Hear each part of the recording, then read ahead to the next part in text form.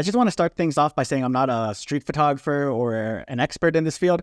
I'm just someone who is passionate about photography, who just loves capturing moments, whether it's on like the bustling streets of London or high up in the mountains for like landscapes. Essentially, I wear different hats based on where I am. So a street photographer in a new city like London, a landscape photographer during hikes. And what I can do is share my approach and thought process when it comes to street photography. And that's what we're going to do in this video. Unfortunately, I don't have any footage to share this time around because, let's face it, the weather in the UK, it was really shitty during my winter holiday. I'll start by sharing some images from my last day in London, exploring the Blackfriars area.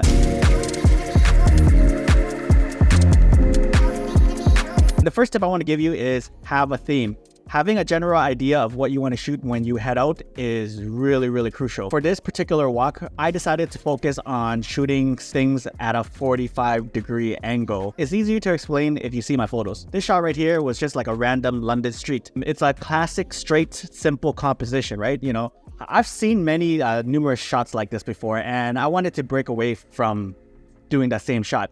So during this shoot, I deliberately shifted my perspective to a 45-degree angle to avoid that typical perpendicular view. The result is a different take on the same location as seen in this image right here. While the lines may not be as symmetrical as the classic simple composition, I believe the second shot where I just move 45-degree angle from the road, it adds a sense of depth and immersion, making it, in my opinion, the more visually appealing shot of the two. Now, throughout this video, you're going to see that to be the theme. I made it a conscious effort to capture images at a 45-degree angle, and it's offering a fresh and dynamic perspective to the scenes that I've encountered during this photo walk.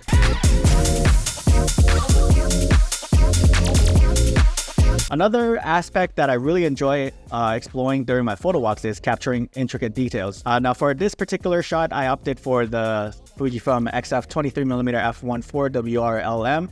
This is a lens known for its close focusing distance. So at 19 centimeters, you're gonna get like really close. And this image with the water droplets alongside the rails, while the subject may seem ordinary, I paid attention to the composition. Instead of shooting it straight on, again, we're used to seeing, like, as humans, I think we're used to seeing lines really straight and not really curvy and all that. And I chose a slight angle, believing that it contributes to a more visually appealing image, even though it's just a bench. It's just a bench, but, you know, it is what it is. Continuing on this 45-degree angle, we got this cyclist right here. I could have easily just, you know, trailed behind him, capturing a straightforward image in a bike lane for a classic 2D representation. Again, go in the middle of the bike lane and then just shoot him from behind so I can get, like, with the leading lines straight to him as he pedaled away. But I thought, no way, Jose, let's just stick to this 45-degree rule and shoot it from an angle. And I appreciate the shot because it provides a glimpse of his destination with the lines leading your eyes out of the frame. What I like about the shot is also this greenish yellow bicycle vest that he has on, or this jacket that he has on. It just adds an extra dimension, making everything, you know, just making the subject pop out of the frame a little bit more.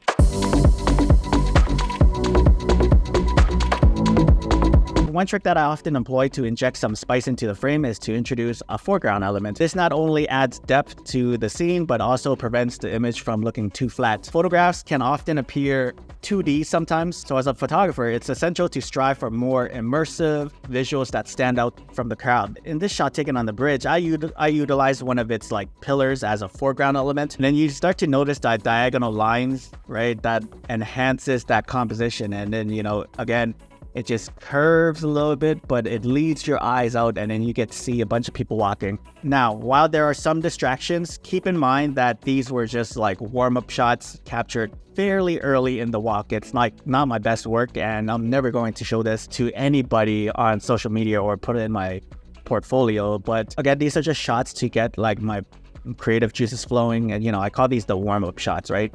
Moving on to this shot right here. In this particular shot, I utilized the guardrail of the bridge as a foreground element. And London has a lot of bridges through the River Thames, making each one a unique part of the cityscape. Now, while this photo may not be a standout masterpiece, if I were to remove this red guardrail from the foreground, it would rather be a flat and a flat image, a mundane image, in my opinion. So a key aspect of my approach involves seeking out these elements that, provides depth, or shooting it on a 45-degree angle to infuse some dynamism into the shots. And it's all about creating visually engaging photographs that tells a more compelling story.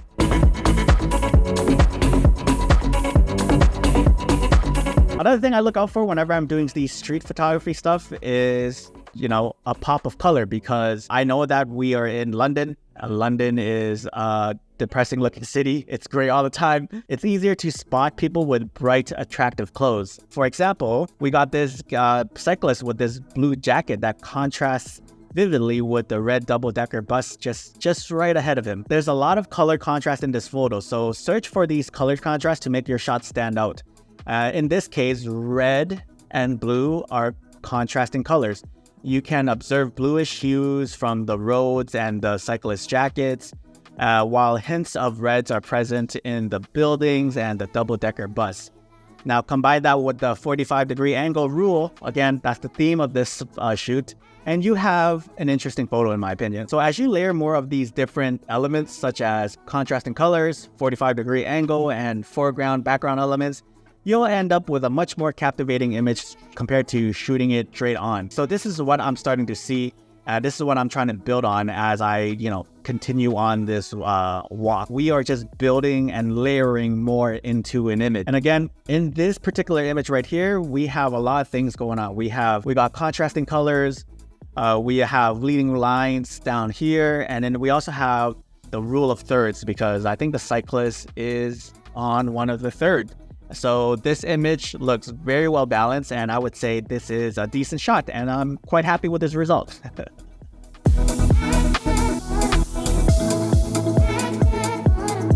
And after walking down the bridge, I saw a few more composition. This is where I started to shoot through shapes of the rails to actually have a subframe. I was able to get cars in traffic framed up with these guardrails you see right here. So these are rails, and it perfectly frames the roads right here, and I thought it was just interesting. One shot involved trying to get a truck framed with the guardrail, and the road just adds that nice leading line, right?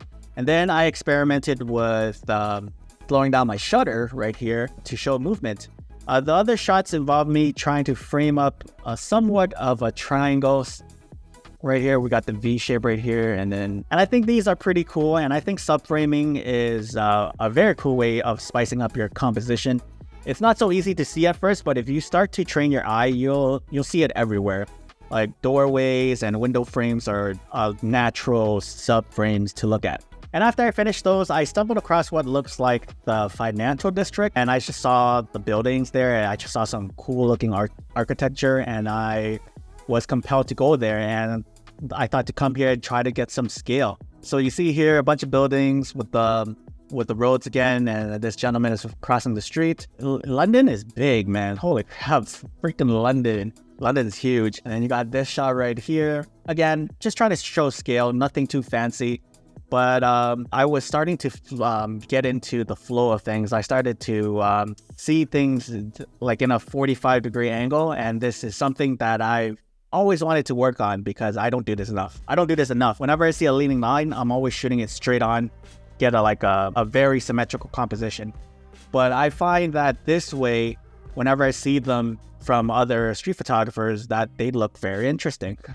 So that was my theme, like as I said earlier, and I think I was getting into the groove of it. Let's pretend. Another thing I look for is reflections. Now, since the UK is raining, there's an abundance of puddles you can try to take photos of. And I think reflections are a cool and fun way to show the viewers what's going on. I shot a puddle right here, and this is like the reflection of the apartment buildings. I just flipped it in post so you get to see what I'm doing right here, and then you can see cigarette butts. Again, nothing too fancy, but it's fun. And this time I tried looking for reflections through windows, through windows and glass. As you can see right here, just warming up.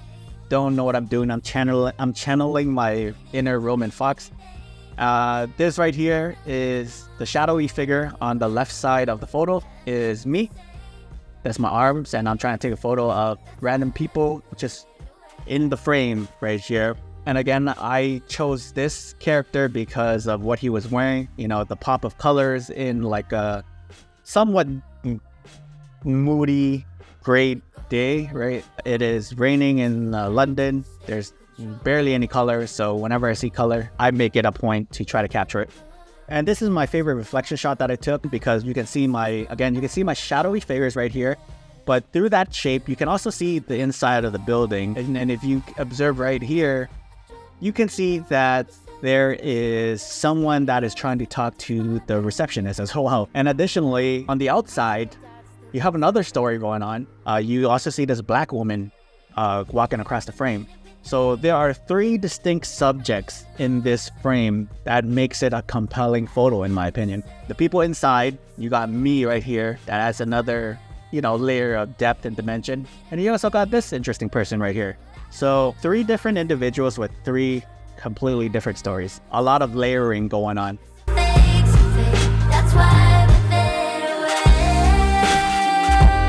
So I know throughout this video, I kept emphasizing shooting things at a 45-degree angle. However, for this particular scene, I felt compelled to shoot it straight on.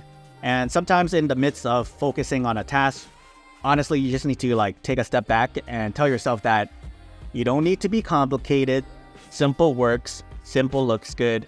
It's a straightforward, simple composition that I like. It doesn't matter if it's been done many times before. I like it, and if you like it, that's all there is to it.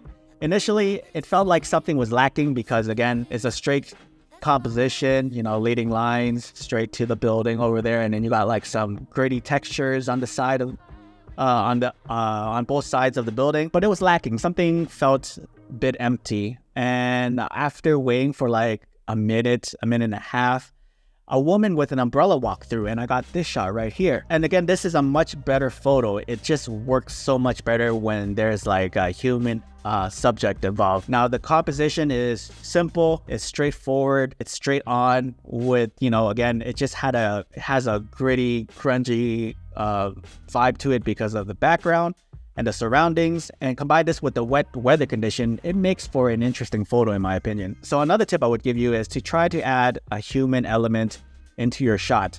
It makes a world of a difference, as you can see between these 2 photos. I started to feel limitations of the XF23mm f1.4 later on as I was walking through the London streets. Again, London streets are huge and the sidewalks are just like really, really wide, and buildings are very, very tall and big. It's not like Toronto, right, where sidewalks are a little bit smaller and people are crammed in. I realized when I was on one side of the street trying to photograph people on the other side, it just feels too wide and I couldn't get in tight. And this made me realize the benefit of having a longer focal length, like a 35 or even a 50mm. So looking back on it, what I would try to do is I would try to have some reach. I would bring a longer focal length to it. Some reach would have been beneficial in this situation. It would have prevented me from feeling limited, allowing my creativity to flow with a different focal length. I think it would have prolonged my inspiration because near the end of it, I just got really, really bored of this focal length.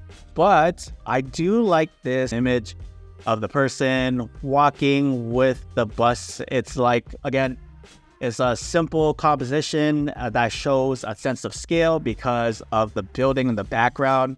And then you get to see the double-decker bus, and that thing is also huge in real life as well. So to see it relatively small in this image just shows the scale and shows how big, you know, these buildings in London really is. And you know, I still believe that it would have more of an impact if I could have just gone in a little bit tighter with a longer focal length. So next time, if I go back to the city again, I'll probably bring something like a 35 with me, or like even like a 50 or 55. The tips I share with you guys today are universal and can be applied to like portrait photography and landscapes. These indicators are not exclusive to street photography, so try to explore them on your shoot, whatever genre it may be. Now, I hope you enjoyed today's video. If you like the color grading of certain shots in this video, it's from my newly released preset pack called Cinephiles. I've been using it to edit my photos, and if you want to support my channel, you can find the links to my preset pack down in the description below. You can also check out more before and afters on my website, and consider subscribing for more Fujifilm content and photography breakdowns like this. Thanks so much.